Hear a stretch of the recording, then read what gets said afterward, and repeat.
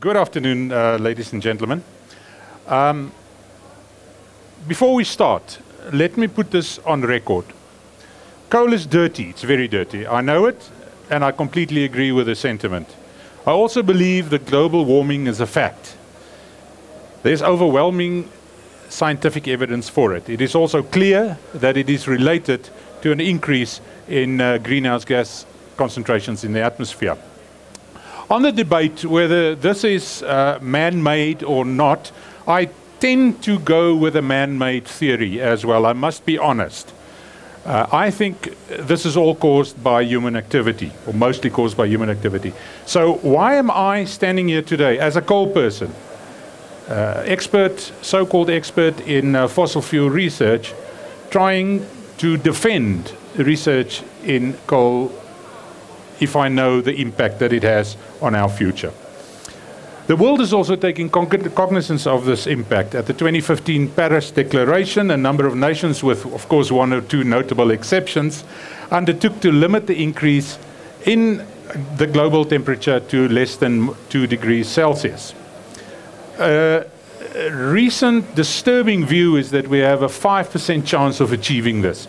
In fact, some people say that we're already locked into a 1.5 degree increase even if we switch off every single coal emitting source right now.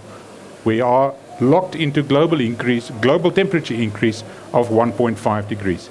So it seems as if we are already beyond the point of no return. This address will be delivered in 2 parts. I will be a brief overview of coal science and coal engineering, especially to the non-coal people in the audience who have a life. And I will then try and convince you ultimately, and you and the industry, why it is a good idea to still support coal research despite all the negative things we see about it.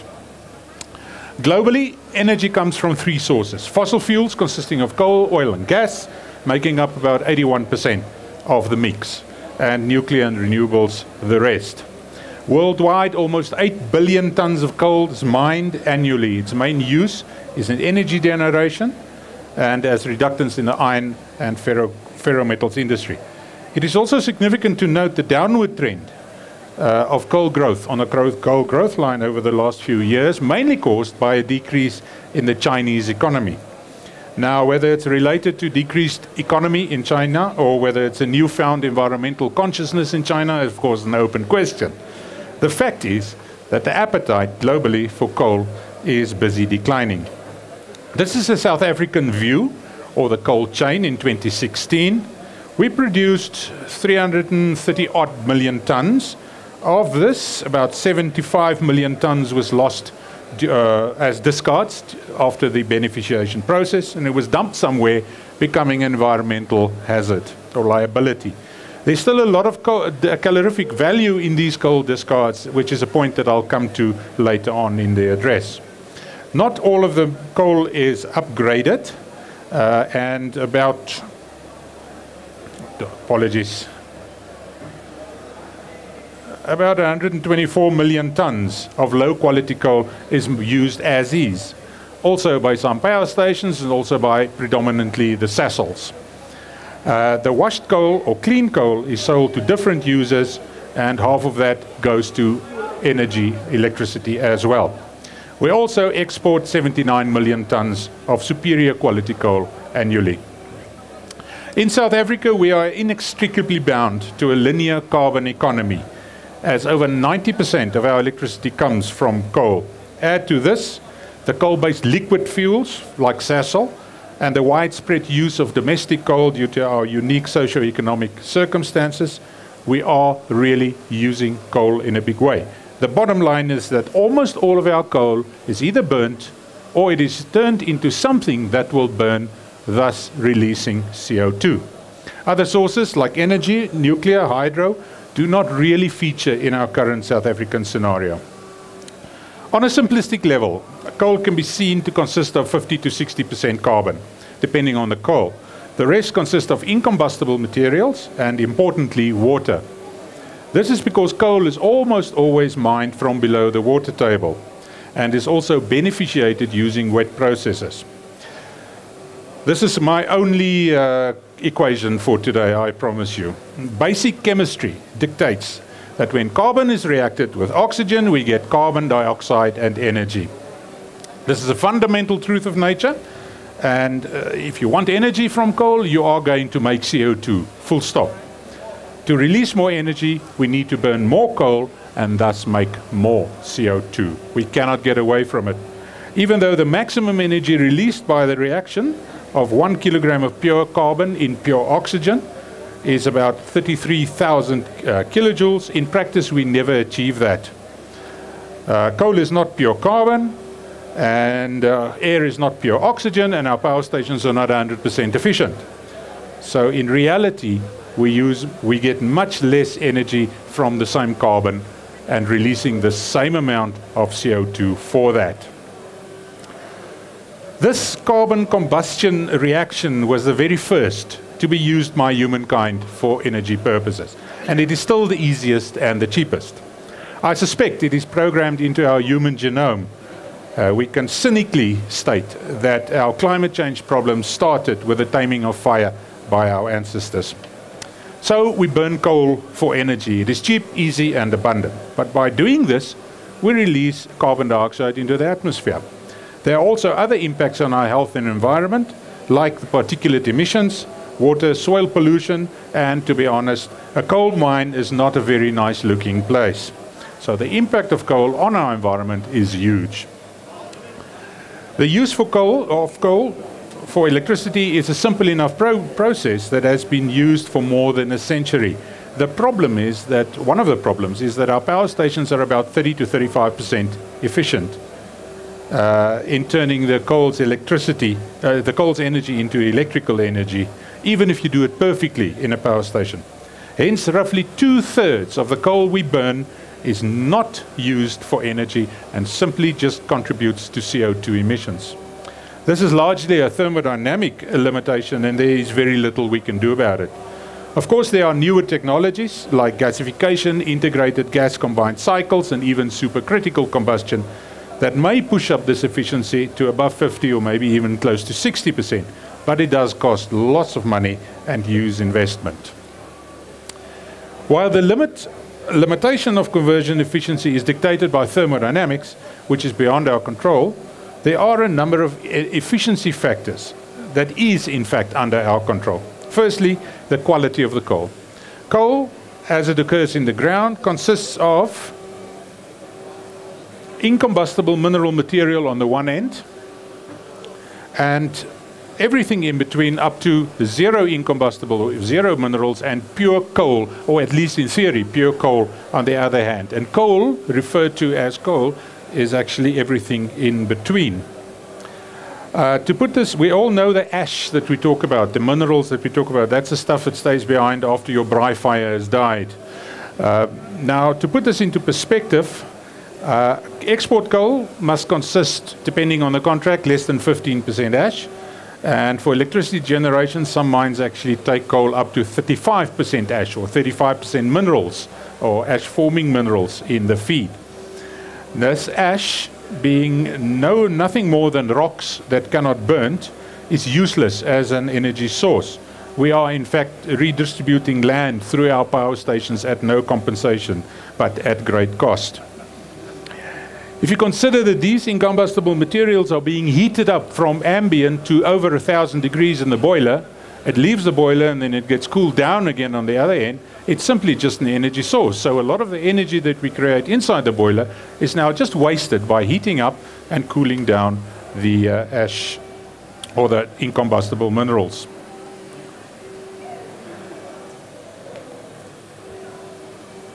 Hence, high ash coals are inefficient, causing unnecessary CO2 release. The same argument applies to water, the 8 to 10% moisture in coal. We all know you cannot braai with wet wood. So before the coal can ignite, all that water has to be boiled away, and that consumes energy. So if we can reduce the water going into a power station, or the coal, then we can save a lot of energy. And these two factors are in fact under our control. To solve this problem, we should consider three fundamental causes for the global energy and environmental problems we face. First of all, it's our need to breed, our greed, and thirdly, our inability to improve things. The first of these, the uncontrolled population growth. Now I'm being a little bit contentious. As shown by the blue shaded area, is the most obvious, but the least likely to be solved, at least not by technology. Any debate about population growth becomes a sociological, psychological, and even a political nightmare. But in my view, at least, it does not receive the necessary critical attention or engagement. It is frowned upon to even suggest reducing or at least limiting population growth.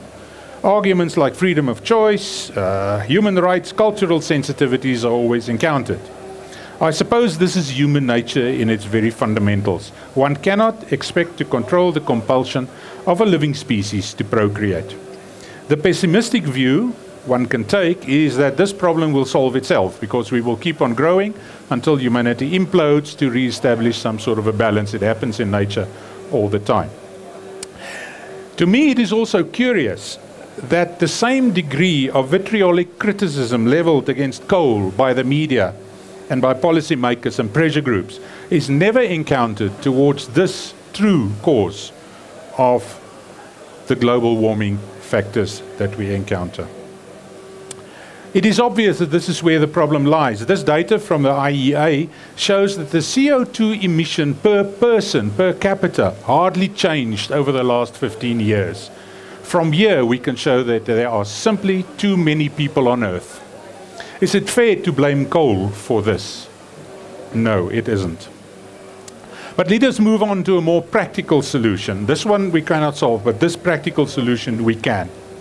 Let us quickly do an experiment. I want everybody to look around at the people around you. Just look around. Don't worry, this is not a church service. I'm not going to ask you to hug each other. Okay. Now I invite you to look at this light. Don't look at it directly, by the way. There we are. That is a 500 watt lamp. And it represents the average electricity consumed by every one of you each in the audience, 24/7. We are all 500 watt lamps. Now, this is not just your monthly electricity bill. It also includes the energy or the electricity that is used to clean your water, to manufacture the car that you drive, to produce the online social media that we all enjoy. That is just the electricity. It even becomes more significant if we add the liquid fuels in your car and all the other things, the charcoal on your braai, then our energy demand per person is equal to 7 of those lamps. That's just electricity. Okay, I think I better just switch it off, otherwise we're going to waste a lot of coal. So that is what you consume by simply living. Notice I said simply living and not living simply. Those are the two different things. If we can calculate this energy demand, and these are fairly fundamental calculations, we can calculate how much electricity was wasted by the lamp or by you in 1 hour. Let's say this talk is for 1 hour. Don't worry, it won't. During this time, about this amount of coal, I haven't got a piece of coal here, but about 250 to 300 grams of coal was burnt in 1 hour to light that lamp. And we have released 500 grams of CO2 into the atmosphere just to turn that light on now. 500 grams. If we multiply this number, or your number, let's say your number, because that's your number, 500 watts, by the number of hours in a year, it means that each one of you will be responsible for 2.3 tons of coal in a year and the release of 5.4 tons of CO2 released in a year. That's just the electricity. Remember, if we take the total energy, primary energy consumed, like the fuel in your car, the gas in your cylinders, and the charcoal on your braai, then each of us will be responsible for 8 tons of CO2 per year, just for existing. We are, and therefore we are responsible for 8 tons of CO2 per year. Is it fair to blame coal for that? No, it isn't. An obvious solution then is to save energy. Let's assume that each one of us can reduce your existence energy, this is the 500 watts, the existence energy, by 10% by just living simpler, having simpler lifestyle changes, like not to run your air conditioner all day, or switch off the lights when you leave the room, or if you boil 10% less water when making your early morning coffee.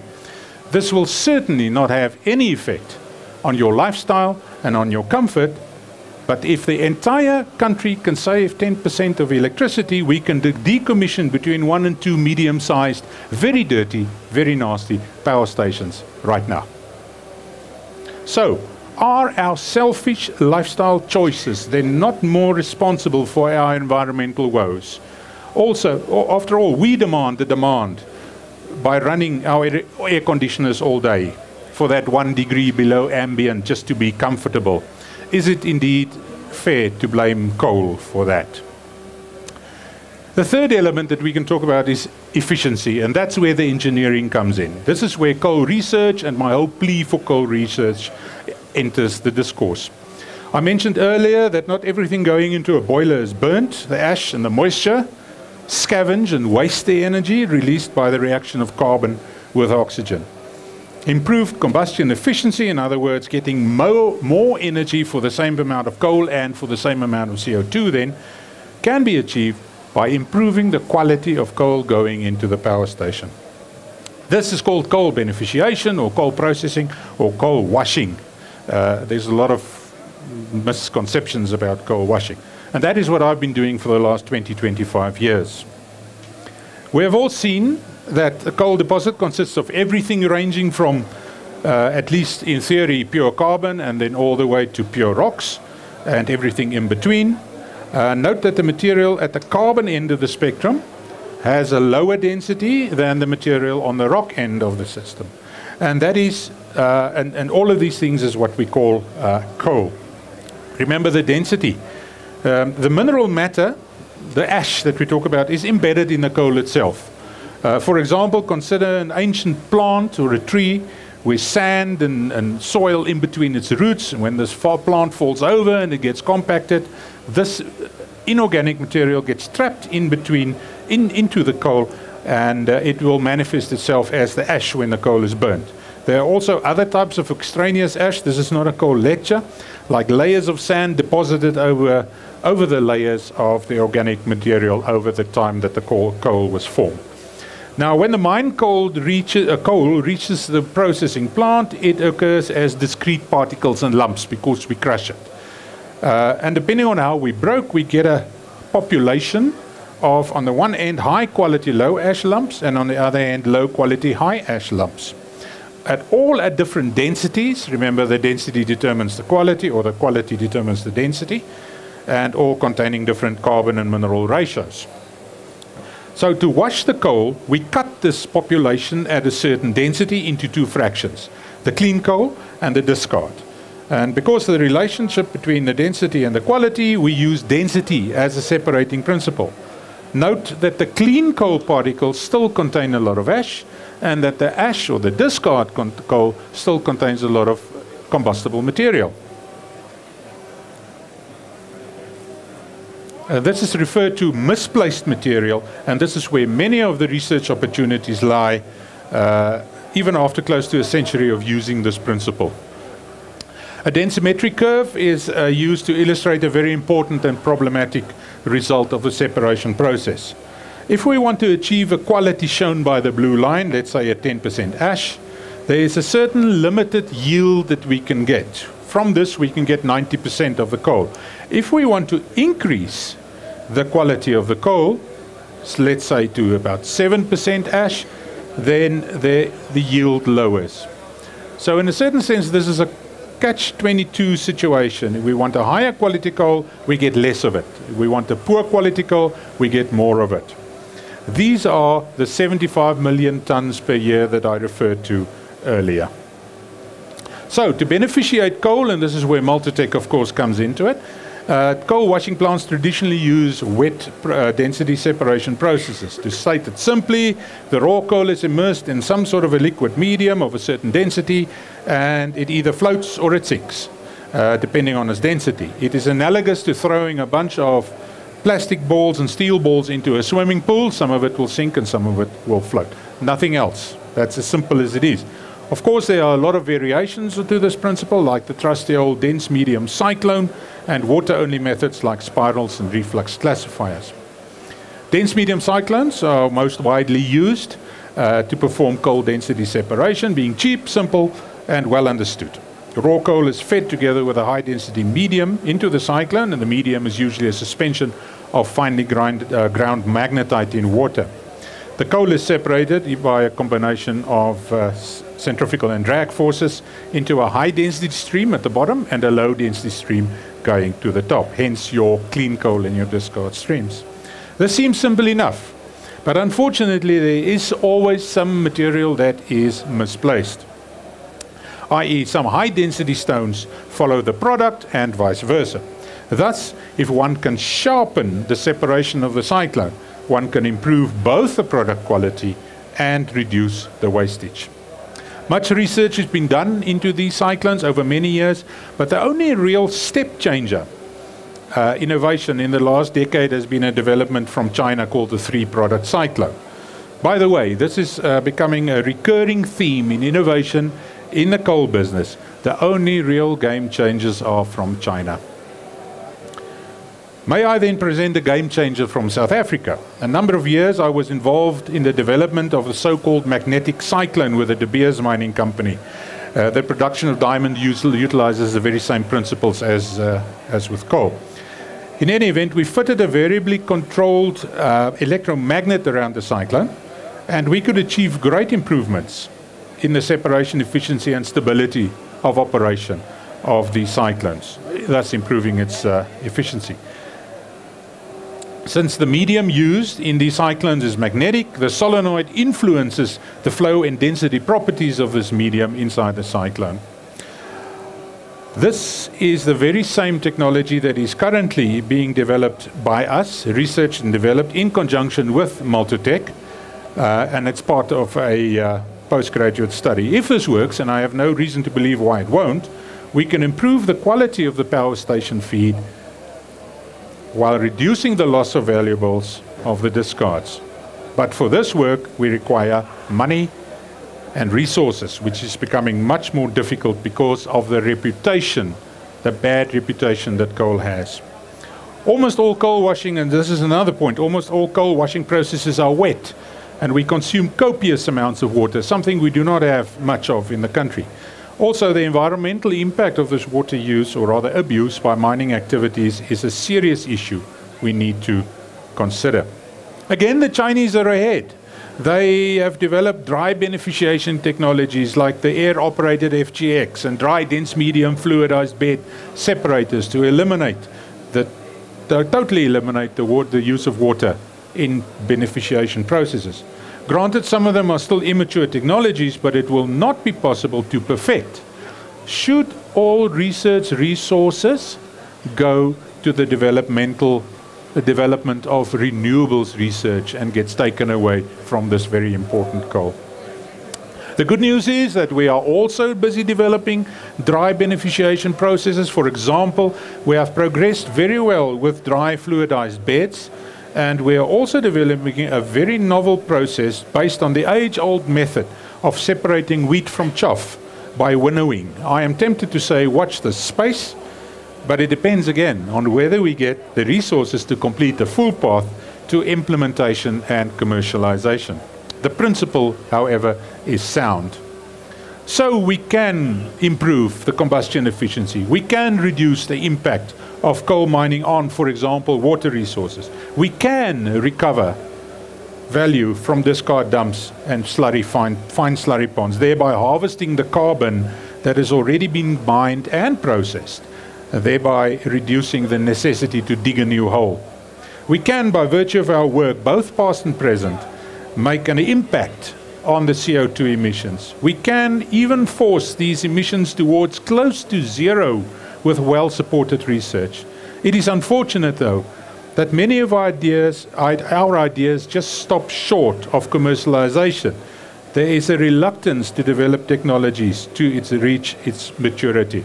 Importing Chinese innovations are somehow okay, but we do not really invest too much into developing these technologies locally.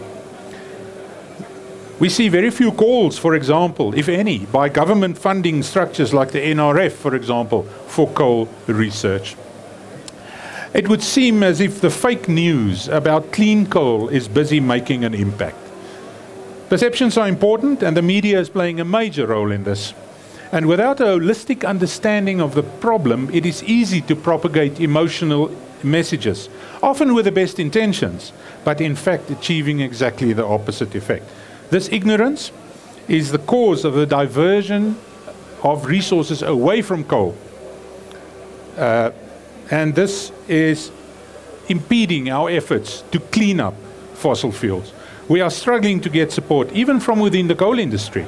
And it would seem as if we've also given up. Let's just dig and burn, there's so much coal to be left and it's easy, and we leave it at that. This lack of foresight, or rather insight, is into the true state of affairs is what I'm referring to. And the coal industry, in a strange way, is complicit, as is the press and the environmental pressure groups and the politicians. On the positive side, at least, we still have the supportive examples of Coaltech and the SA Coal Processing Society, but that is not nearly sufficient. Looking at the future, the only way to continue this momentum would be to redirect our research into solutions that will integrate with and support the inevitable rise in renewables. An example of this holistic approach is the concept of a circular carbon economy, as opposed to the linear process we have at the moment. This means we can have carbon-based energy and material processes with very low or even zero carbon dioxide emission. These strategies involve the introduction of some green energy and maybe solar and hydrogen. It goes beyond simple carbon capture and storage, but it includes the concepts of reduce, reuse, and recycle. So it's a whole philosophical new approach. This has great promise, especially in Europe, where it's being pushed at the moment, and the developed world, where there is a concerted economic and technical drive towards it. It is an elegant solution where governments and societies have the time and the will and the resources to push this. Unfortunately, and I admit this is a rather fatalistic view, that South Africa is still bound to many decades of burning coal for energy. This is clear from the Integrated Resource Plan of 2010 and the one that was just released a few weeks ago. That said, this is no reason to stop us from doing coal research or research into these options and to develop similar technologies as far as we can. I reiterate, I do not criticize the well-supported development into renewable energy, nor do I suggest limiting the resources to get it going. On the contrary, I fully support the world's intention to move away from fossil fuels for the sake of our survival. What I do not support is the rejection of anything that looks and smells like coal, almost like an abandoned orphan, because of misconstructed perceptions that coal is the worst thing that ever happened to humanity. I do not support the notion that coal is not the in thing anymore, like vinyl records and disco music. Coal has a role to play indeed. Yes, a very different one. To map out that role, we need a new generation of young and dedicated people who are not tainted by coal dust. We must continue with focused and innovative coal research, and we must be afforded the resources and the manpower to do this properly. A new paradigm for the use of coal has the potential to take us away from the dirt and into a clean, bright future, not in opposition to renewable energy, but as a complementary and an affordable energy source to satiate the world's increasing selfish hunger for energy. Thank you very much.